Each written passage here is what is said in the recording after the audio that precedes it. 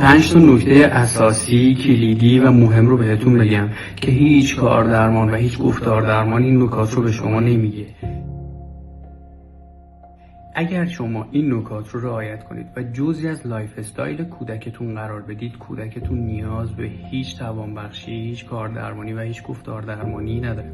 هیچ فرقی هم نداره برای همه کودکان، چه کودک دارای اوتیسم، چه کودک دارای لکنت و چه کودکانی که دچار ADHD و بیش فعالی هستن.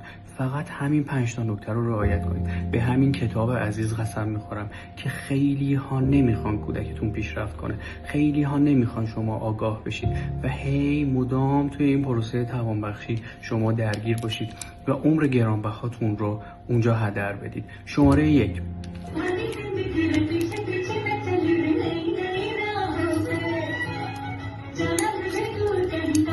میگم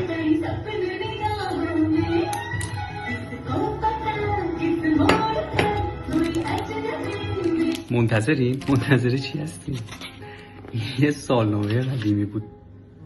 باشین و دنبال میانبرها و دنبال راه‌های فرعی و آسون برای درمان کودکتون نگردید. فعلا توانبخشی پاسخگوی نیازهای کودکان دارای نیازهای ویژه است و لطفاً زمان رو از دست ندید و درگیر تبلیغات سوء هم نشید.